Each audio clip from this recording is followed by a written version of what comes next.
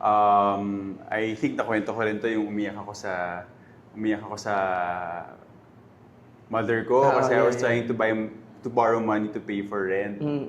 Yeah, I remember At that. that point, marami na akong inutang sa family members ko.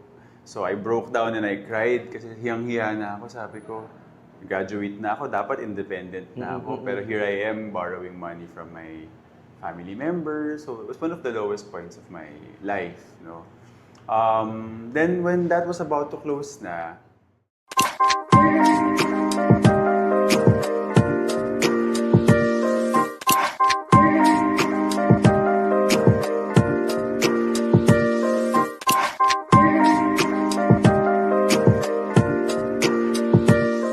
Hi, hello, good morning everyone, good day everyone. Welcome back to another episode of Kapihan with Sir Lex. We're now at Season 5. Finally, tama akong nasasabi, Season 5, not Season 4. And of course, in this special episode, we are joined by none other than the man behind Frankie's New York Buffalo Wings. Ayan.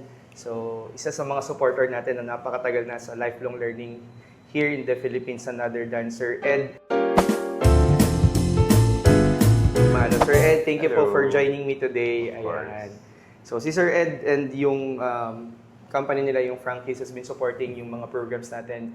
Think about magti 3 years na. Magti 3 years na, so ibig sabihin, hihingi ulit ng support this year. Ganun ba yung soft launch? Sir Ed, I intentionally did not introduce you, pero please, tell us something about yourself naman para sa mga hindi masyado na nakakakilala sa'yo. okay, so my name is Ed Fermalo. I'm one of the owners and the president of Frankie's New York Buffalo Wings. So yun, yeah, we started the company in 2012.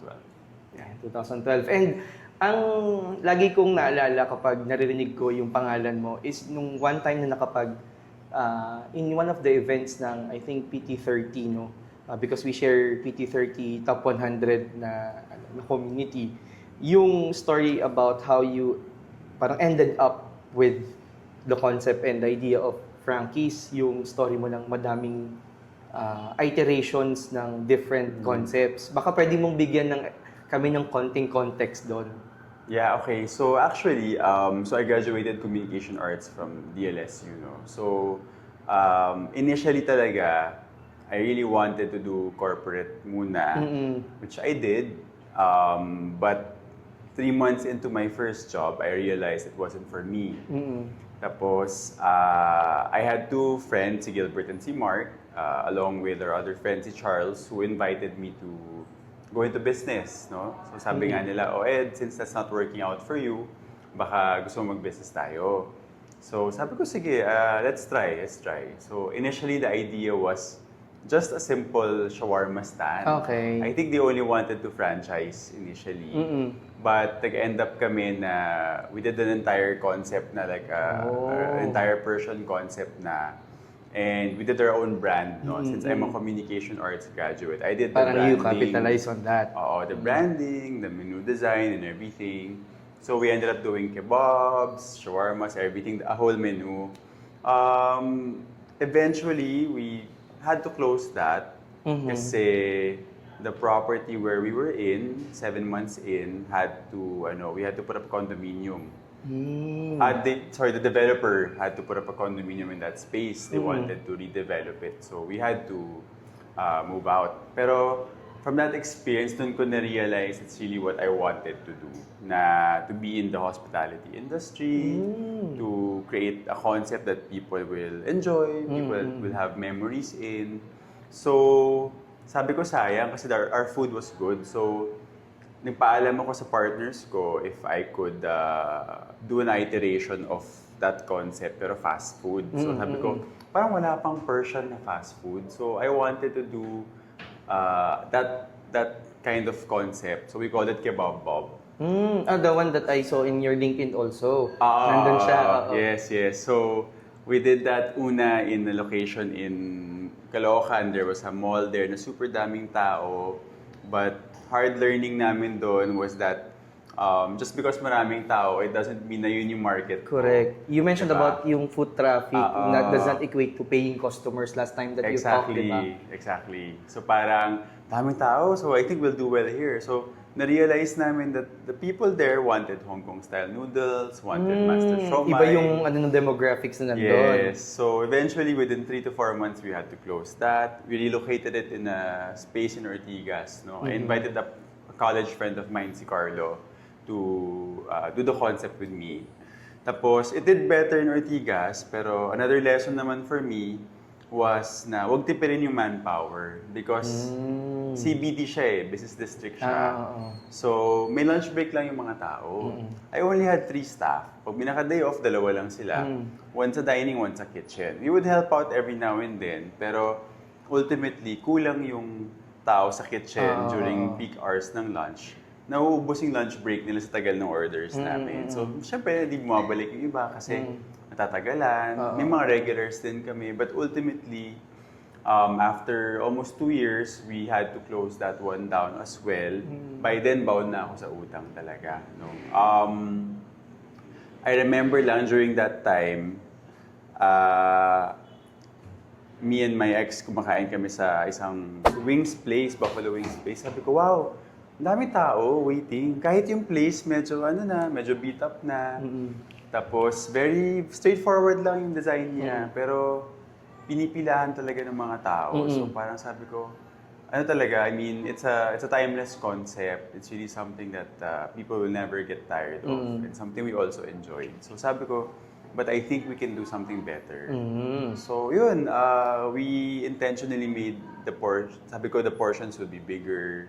Then sabi ko, ano ba yung magandang Italian-American sounding name? Kasi nung nag-research because kami, people would be asking, is it coming from one of the members of the family? Kagaya ng ibang mga concepts. Oo. So yung nag-search kasi kami, Italian-American yung roots ng Buffalo Wings. So parang, sabi ko, dapat authentic sounding. Kasi kung Eduardo's, parang burrito naman, taco yung binibenta ko, di ba? So, sabi ko, let's call it Frank's. Pero na-realize ko meron pala yung hot sauce. So parang, add na lang tayo ng IE, Frankie's na lang, ganyan. So from there, I did a vision board of how the concept will look like. Na may bricks siya, New York themed siya, red and black yung colors. Pero by then, I was still trying to save Kebab Bob. So sabi ko, I'll print you, I'll put you in my vision board. Pero dyan ka lang muna. I'll do you one day. So, yun. Then, ultimately, nung pa-close na yung isang location namin sa Ortigas, talagang negative na, bound na ako sa utang. I think nakwento ko rin to yung umiyak ako sa mother ko kasi I was trying to borrow money to pay for rent. Yeah, I remember that. At that point, marami na akong inutang sa family members ko. So I broke down and I cried kasi hiyang-hiya na ako. Sabi ko, graduate na ako, dapat independent na ako. Pero here I am borrowing money from my family members. So it was one of the lowest points of my life. No? Then when that was about to close na, my 2 other high school friends, Kevin and Kevin, they're both named Kevin, but para lang easier, the other one is named Bin. They approached me and said they wanted to get into the food business. So, before we did Frankie's, meron muna silang in-offer na concept na gusto nilang gawin, the Chicken Factory. So, I did the branding, then Auntie Grace, the mom of Kevin, helped with the recipes. So, we did that concept first in Eastwood. But unfortunately, yun nga, after 3-4 months, hindi na naman nag-work, no? So, at that point, sabi na ng mom ko sa akin, hanap ka na lang kaya ng work. Okay. But sabi ko, Ma, I have this one last concept. Baka, yun nga, I think I have a good feeling about it. So, I told sila, Kevin, this is the concept. Do you guys want to do it together? So, yun, they liked it. They liked the idea. We worked on it. Pinolosh pa namin yung concept. Then, Auntie Grace also went on board to help with the recipes. And yeah, that's how we were able to come up with Frankie's. And we felt like City Golf was the perfect location for the brand. Natuto na kami from the lessons of the past na we felt ito talaga yung market for Frankie's. So true enough, talagang nag-workout siya kasi people discovered it, naging organic siya. And by word of mouth talaga nag-spread about Frankie's. So, And Frankie's is now thank you for sharing that story, no, being vulnerable enough to share, no, yung even your lowest points, no. And I think our listeners, the one who's listening and watching this particular episode, would be reminded of, kumbaga, yung pagiging entrepreneur, yung pagiging leader ng isang organization. It's not about, sabi nga, daisies and everything beautiful. There are also low points wherein we will be tested, and at some point also would squeeze, the, let's say, creativity o yung, kumbaga, yung the best of us, kumbaga. So, and Frankie's is now, you've had how many stores now? Right now, we have 26 stores. Wow. Thus, we have about 3 more in the pipeline. Within this year? Yes, and we're hoping to finish the year with 30 stores sana. Wow. Pero in the South, yun yung sinasabi ko, in the South, ang pinakamalapit pa lang is the two in the Cavite area, yes, no? correct. Wala pang wala pang sa wala pa sa Batangas. inyo. Oo. Sana soon meron na, no? Soon. Correct, yan. And in those times and up until now, this experiences, paano niya shape yung pagiging leader mo now that you have like 26 stores already, and of course the workforce is growing. You mentioned about you started with this branch na tatlo lang napalitan, and then eventually, how many employees do you have? If you don't The mind first branch of Frankie's, natuto na kami. So, at least 8 yun. We had 8 people in the first branch nung nag-start kami. Now, with the 26 stores and then the HQ, commissary, and the supply chain side of things, we have 1,000. Last I checked yesterday, 1,046 employees. Wow, dami, now. no? Grabe. Yeah. No? And with that size of workforce, parang how do you, well, of course, you don't manage them directly, no? By hand, no? Parang you have the leaders. But how do you provide yung parang motivation? Especially, for example, if may mga disruption, like, of course, pandemic happened, yung because of the war, yung mga fuel prices and all the things na, parang how do you keep people motivated coming from your standpoint na president of Frankie's? Okay. I think yung experience ko talaga, especially when we were starting out, that we and I especially were doing a lot of the legwork, from marketing, hiring, payroll to purchasing, Lahat, operations, Correct. lahat nung una. Parang it humbles you kasi you get to experience the different aspects of running the business. Correct. As well as far as being a frontliner yourself, haharap ka sa guest, sa kusina ka, tutulong ka sa kusina. So as we grew, parang parang mas nagka-empathy ako kasi pinagdaanan ko siya. So, even as we grew, kahit may mga department heads na kami, may mga managers na kami, when I need to make a decision or need to approve a policy, always considered yung experience ko when we were starting out. Kasi you get to put yourself in the shoes of your people. So, I think it's a big strength for me as a leader kasi you don't get to make decisions blindly. You get to make it based on your own experience as well. And dahil may empathy ka rin kasi alam mo yung pagod ng isang 8-hour shift, alam mo yung mental stress din as well nung financial reports, Correct. or dealing with guest concerns, guest complaints, or operational concerns, no. So it really gives you that edge in terms of making decisions. At the same time, for our people to know na they are understood and that they're supported, I think it also helps build a strong culture, a culture of accountability and clarity among our top management and our middle managers, and eventually our team leaders who handle our team members. No? So from there, I think doon namin nasa-scale yung meron namin. Kasi it starts from the top. And then everybody else follows what they see from us as well. No? So I think also trusting your people.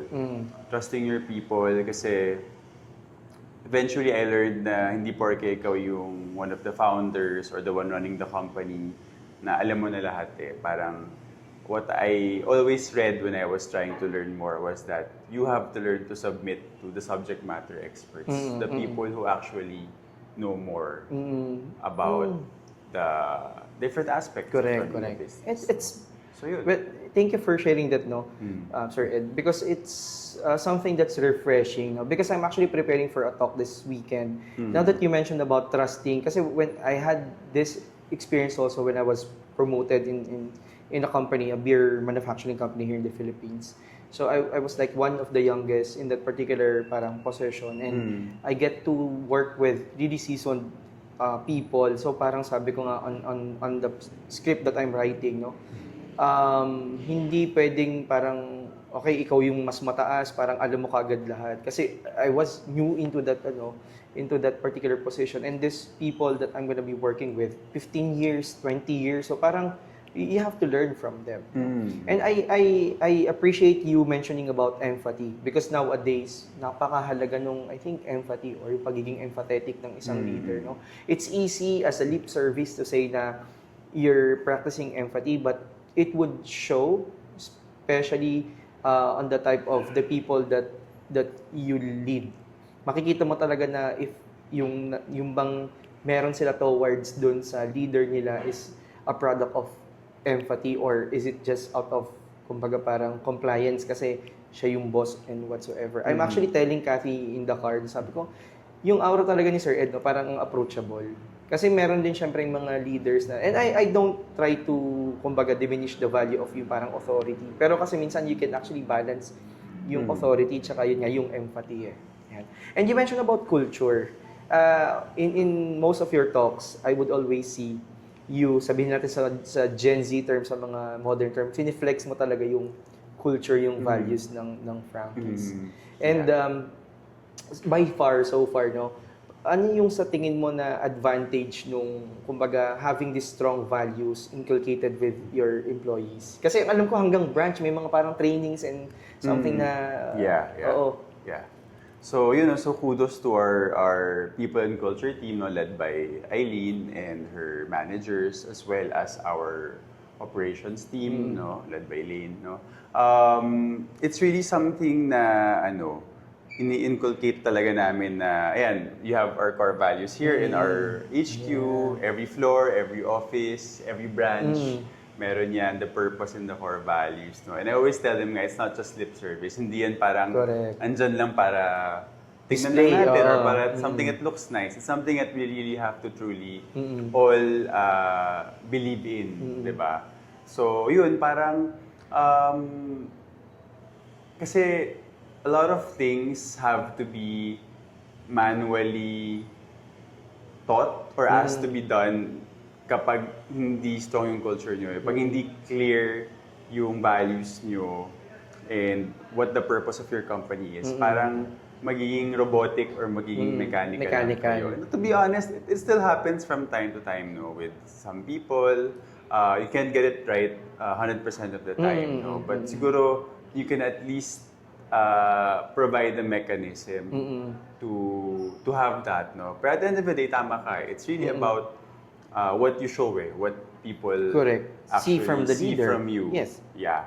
And indirectly, isang way na nakita ko yan was, I mentioned ko before, since my dad was in public service, in politics before. So, parang at an early age, I don't know, I got exposed to just really talking to people and greeting people. So parang it became my second nature na whenever I would see anyone in the office or in the stores, babatiin ko talaga lahat. No? It just became my... That sense of really parang approaching. Yeah. Ikaw yung mauna. No? Actually, even before pa nag-politics yung dad ko, parang kung mag-jog lang kami sa village before, may kapitbahay kaming madaanan, talagang babatiin lahat. Kasi parang yun yung nature talaga eh. Yung mga nadadaanan namin kahit first time mo na nakita. So parang naging second nature ko na rin siya. And na-realize ko, when I was doing some final interviews a few years ago, siguro at least 5 candidates were telling me na, "Sir, ano ba meron dito?" So I would say, "Bakit? What do you mean anong meron?" And then, "Sir, ang approachable ng mga tao." And even yung guard, yung utility na dumadaan, binabati kami. Sir, applicant pa lang naman ako. I don't really expect to be, alam mo yun, Treated that way na treated that parang... way. oh. Pero ang warm, ang ano, so parang, sabi ko, doon ko na-realize na, nag-rub off din pala talaga sa mga tao. Eventually na-realize ko na parang indirectly na kahit di mo sinasadya, just being yourself, it really rubs It's really off part on of people. who you are now. No? Kumbaga, yung identity of Frankies is actually being transferred or parang being blended Oo. into your own identity. When they see it from the leaders talaga. Yeah. Yan. So, yun. Oo. So, and Frankie, sabi ko nga, has been supporting yung mga programs ni Astlex in the past 2 years. Not only providing, of course, yung what do you call this, mga like the food packages na lagi namin inilalambing sa iyo, no, through Miss Eileen. And you've been investing also a lot into the lifelong learning of your workforce, especially yung mga leaders mo, no. So, ano ba yung position ng isang Sir Ed Fermalo sa pagdating sa lifelong learning? So, lifelong learning. Actually, yeah. There was a time na honestly, and I've seen this from many young entrepreneurs na parang, pag may early success ka na, syempre nung una nag-struggle kami. Then, first years ng Frankies talagang, na-feel na namin na parang, okay to, it's gonna do well. So, parang minsan may konting I've seen it in a lot of young entrepreneurs as well na parang medyo nagiging overconfident, ganyan, na parang, okay kami, yeah, we're doing well. Pero ako, as the business grew, slowly na-realize ko, ang dami ko pang hindi alam. Ang dami ko pang hindi alam, even though we had the sales, we had yung mga leasing na tumatawag sa amin, parang na-realize ko when we were dealing with day-to-day stuff na there's still so much for me to learn. And I felt at one point that the business was gonna outgrow me or outgrowing me. So, dun ko na-realize na no matter how well you think you're doing in your business or in your life, na parang you also have to be humble enough to admit that learning never stops. Learning never stops. So, ang ganda nung advocacy nyo, no? Yung lifelong learning. Kasi it really is lifelong learning. Even si Sir Francis Kong, I think he's in his 70s, pero grabe yung knowledge niya, no? Na he even knows more about AI than a lot of people who are younger than him. He's so up to date, and he even mentioned, I think, that he doesn't read books that are older than X number of years. So yun lang, parang if someone like that, and even other senior business leaders, continue to learn, then all the more na dapat tayo rin, no? So, yun. And it's because of that mindset na I think I've been able to continue to grow, not just professionally, but also on a personal and emotional level as well, no? So, yung mga trainings na inattendan ko lately hasn't just been about running a business or being a leader, but also about mastering yourself. Learning to lead yourself. No? So, yun, meron din akong na-encounter recently, yung Leap na trilogy. I'm not sure if you guys have heard of it, but it's been life-changing for me and my family, me and my wife, who also took it as well. No? Kasi we learned to deal with our childhood, hindi naman trauma, but our childhood and our inner demons, a lot of stuff that we were able to deal with. Parang you realize na no matter how old you are, you also bring your childhood with you into your adult life. We've been talking about it, no? Lagi kami ni Kathy, ni Direk, no? Ganun yung namin, parang reflection, parang habang tumatanda, mas naiintindihan namin bakit ganun yung isang tao. Parang nandun kami sa position na, okay, ganito yung ugali niya. Siguro nung bata siya. Kasi, kumbaga kami, on a personal level, ganito yung behavior namin kasi ganito yung past namin. So, and somehow we want to, of course, sabi nga, close yung mga open na mga issues, kunwari, or I don't know ano yung proper term sa iba, but for me, yun, yung mga ganon. So that you could actually perform at the present nang hindi na dala-dala yung baggage yun and whatnot. So it's good for you that you mentioned na para more than the professional, also there's like the personal component that needs continuous updating or continuous na pag-develop, no?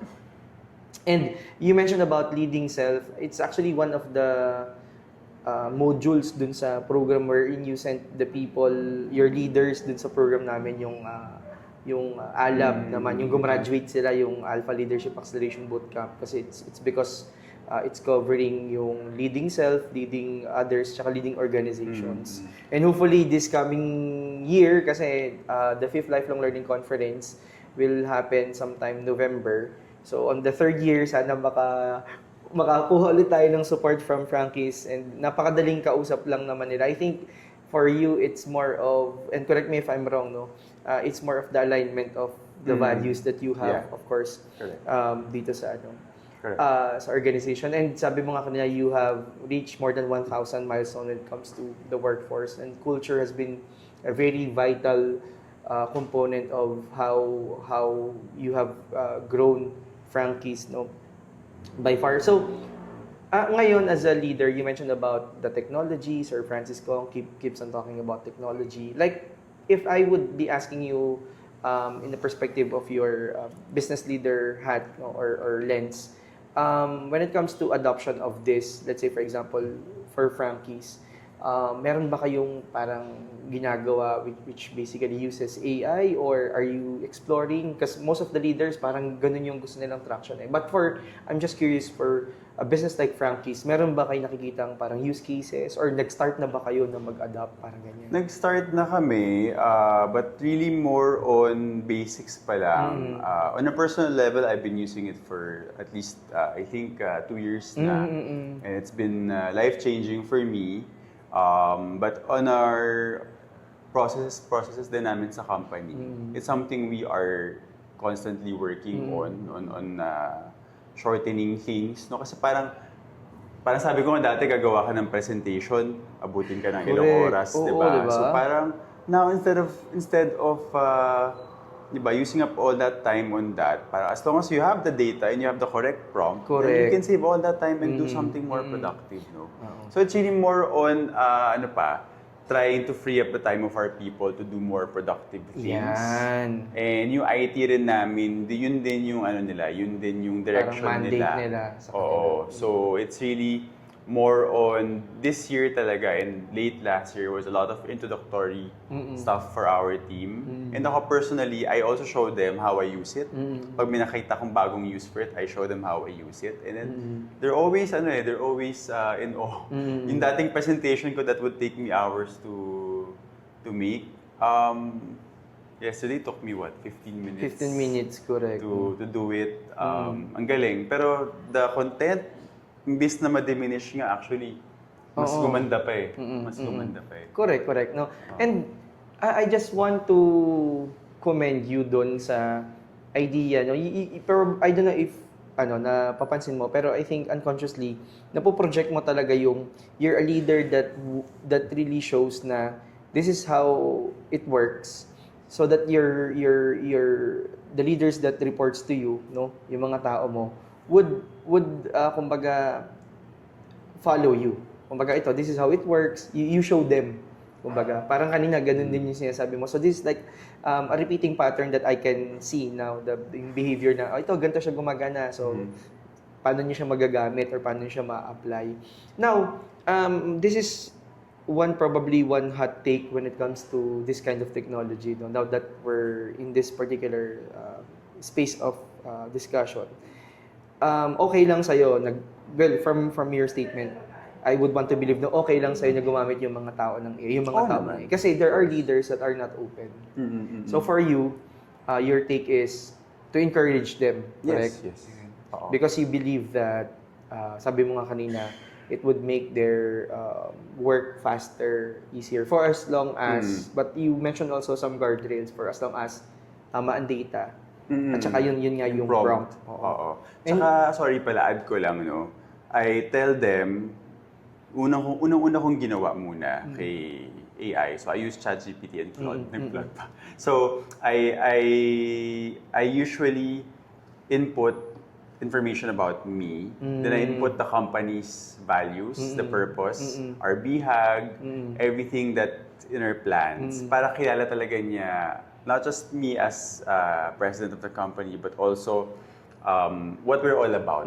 What we're all about. Para at least lahat ng context niya, lahat ng output niya comes from knowing who The we are. relevance, of course. Knowing who we are, who we want to be, and why we feel we exist. No? So, sabi ko rin sa kanila, likewise, ganun din. Kailangan yung AI nyo, kilala kayo, kilala yung company. Para clear din what you do for the company, clear din what our purpose is. Para at least lahat ng output na gagawin niya comes from knowing all of that. Diba? So, may context siya, meron siyang panggagalingan as opposed to blind output lang yung gagawin Correct. niya. No? So, yun.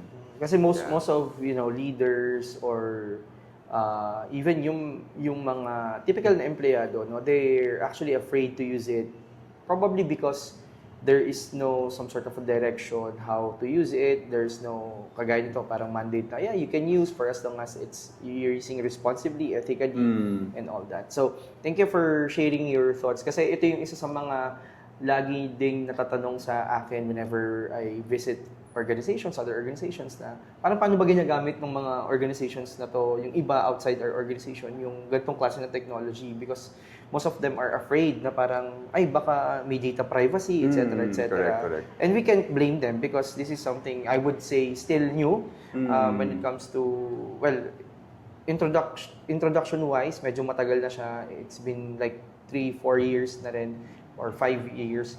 But again, alam mo naman yung rate of adoption, especially sa Philippines, medyo mabagal. So, we've covered a lot of topics coming from how Frankie started yung journey mo ng iterations ng mga business and concepts, how you were able to emerge from these concepts hanggang sa makuha mo yung concept about Frankie's, magtuloy-tuloy, you've grown from 3 stops in a store all the way to 1,000 plus.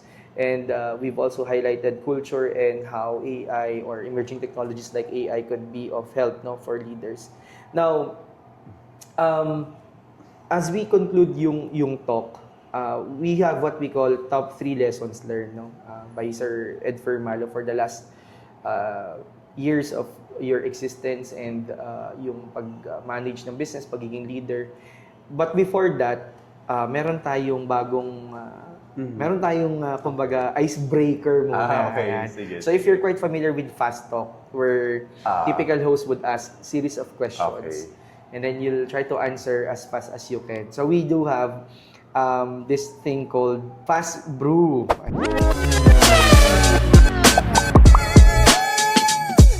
Ayan. Okay. So Fast Brew. So si Sir ESA yung naunang nakapag-testing ito. So I will be asking you to answer these questions then. Ayan. Ako, bagal pa naman yung utak ko, pero sige. Hindi, okay lang. Best. Oh, sure. Fast Brew Lifelong Learning Edition with none other than Sir Ed Fermalo of Frankie's. So, ready ka na ba, Sir Ed? Okay. So, first question. Morning learning or evening reflection? Morning learning. Books or conversations? Books. Theory first or practice first? Practice first. Best teacher? Failure, mentor, experience, or success? Experience. One habit that keeps a leader learning?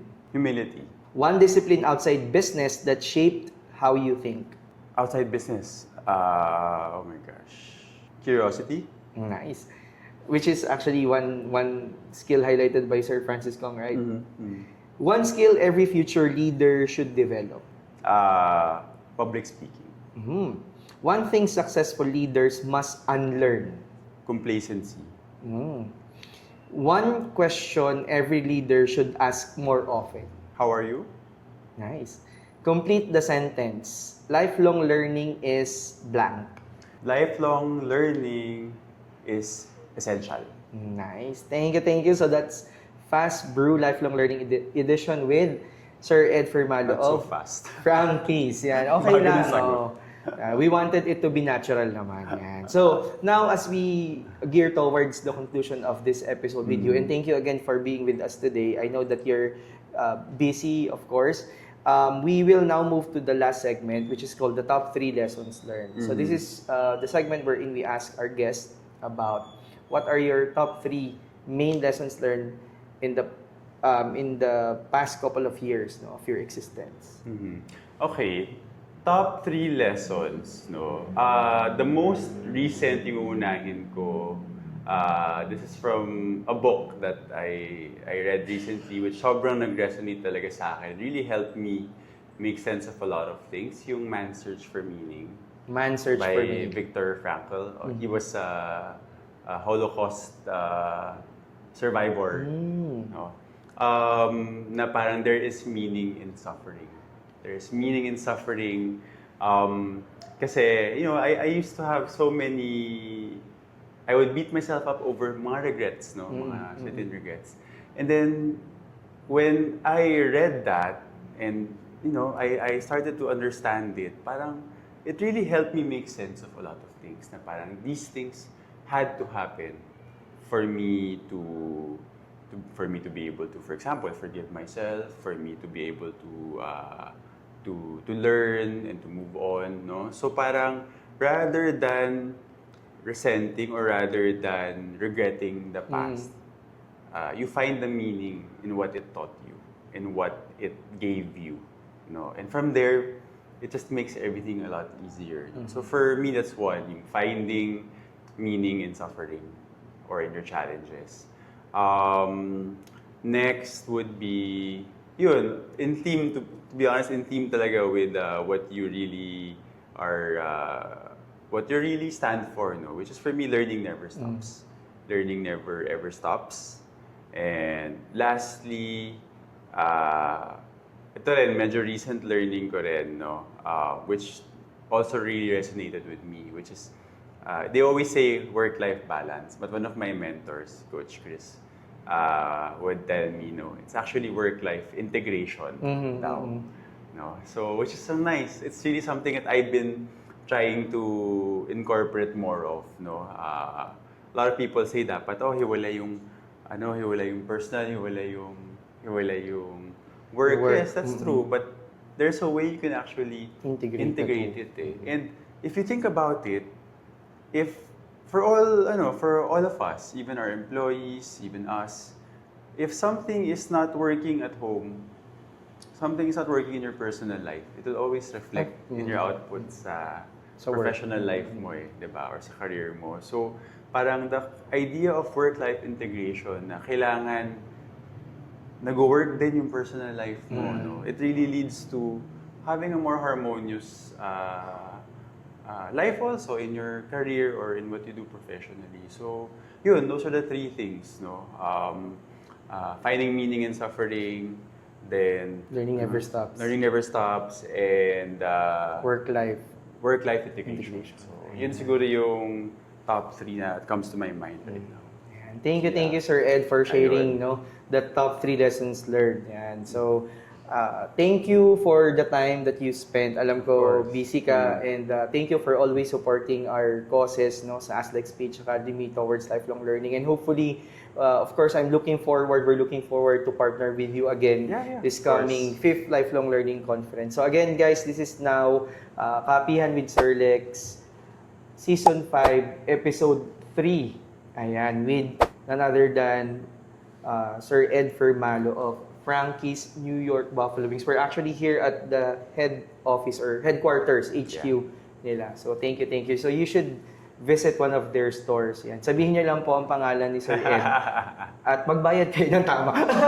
So yun po, maraming salamat. So please comment on the YouTube channel or Spotify kung ano yung mga top key takeaways niyo, and abangan nyo kung sino yung susunod nating guest dito sa Kapihan with Sir Lex. So thank you so much. Thanks again for having me. Thank you. Thank you.